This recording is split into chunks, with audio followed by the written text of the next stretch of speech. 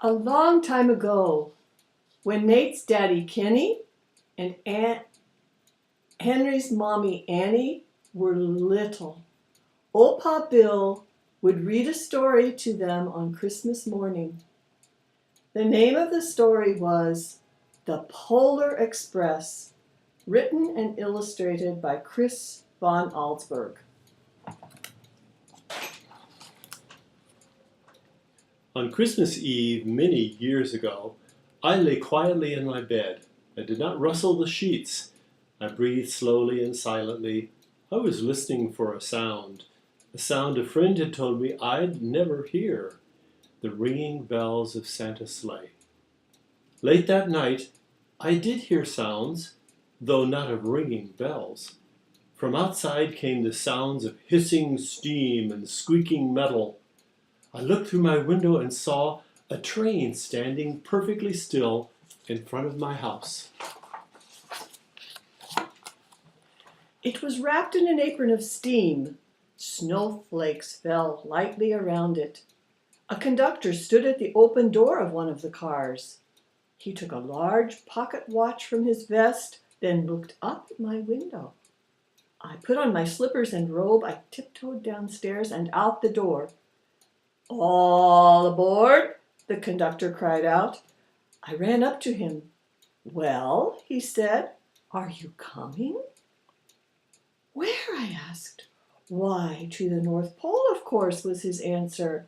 "This is the Polar Express." I took his outstretched hand and he pulled me aboard. The train was filled with other children, all in their pajamas and nightgowns. We sang Christmas carols and ate candies with nougat centers as white as snow. We drank hot cocoa as thick and rich as melted chocolate bars. Outside, the lights of towns and villages flickered in the distance as the Polar Express raced northward. Soon there were no more lights to be seen. We traveled through cold, dark forests, where lean wolves roamed and white-tailed rabbits hid from our train as it thundered through the quiet wilderness.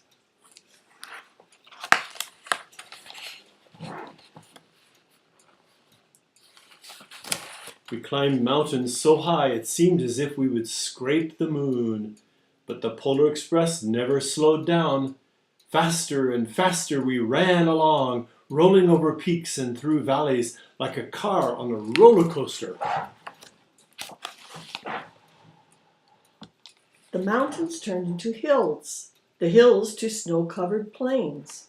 We crossed a barren desert of ice, the great polar ice pack. Lights appeared in the distance.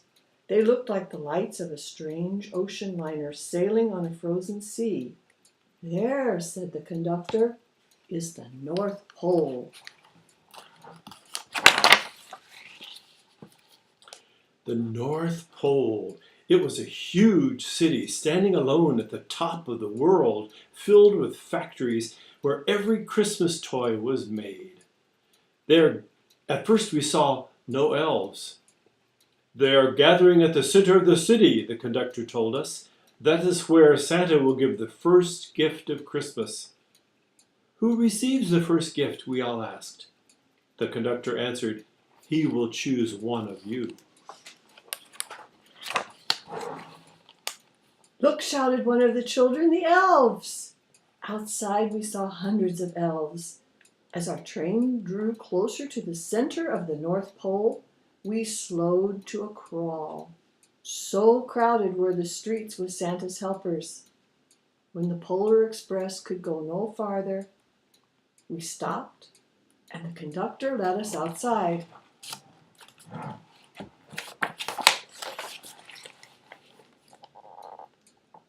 We pressed through this crowd to the edge of a large open circle.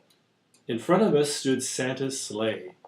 The reindeer were excited. They pranced and paced, ringing the silver sleigh bells that hung from their harnesses.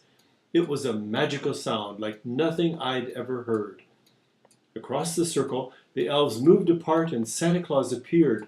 The elves cheered wildly. He marched over to us and pointing to me said, "Let's have this fellow here." He jumped into his sleigh. The conductor handed me up. I sat on Santa's knee and he asked, "Now, what would you like for Christmas?"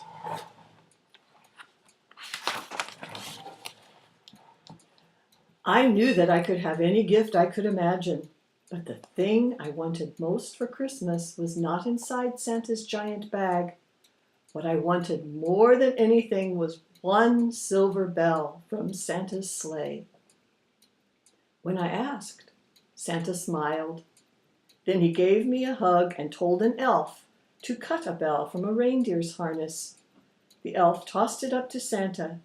He stood holding the bell high above him and called out, "The first gift of Christmas."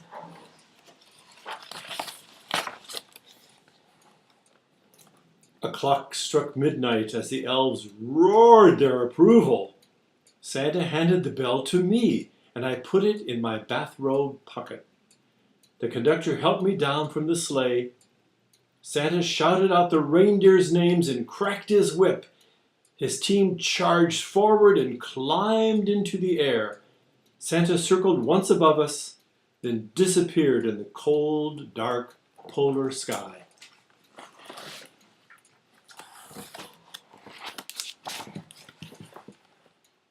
As soon as we were back inside the PolarExpress, the other children asked to see the bell. I reached into my pocket, but the only thing I felt was a hole. I had lost the silver bell from Santa Claus's sleigh. "Let's hurry outside and look for it," one of the children said. But the train gave a sudden lurch and started moving. We were on our way home.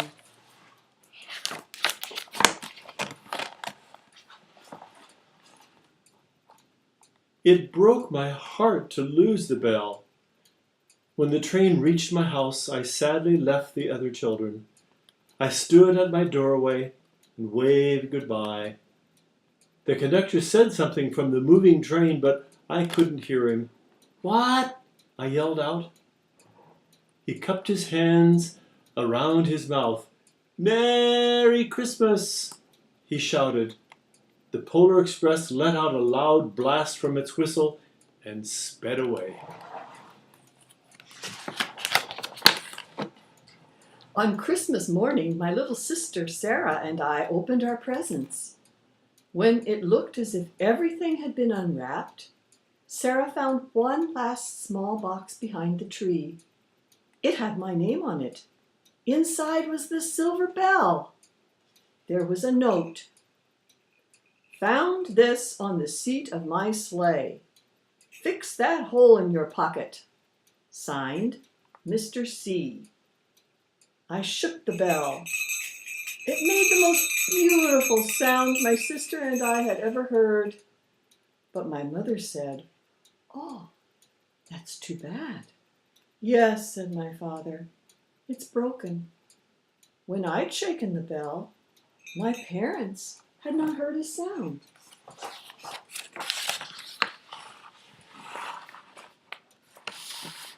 At one time, most of my friends could hear the bell, but as years passed, it fell silent for all of them. Even Sarah found one Christmas that she could no longer hear its sweet sound. Though I've grown so old, the bell still rings for me as it does for all who truly believe. The end.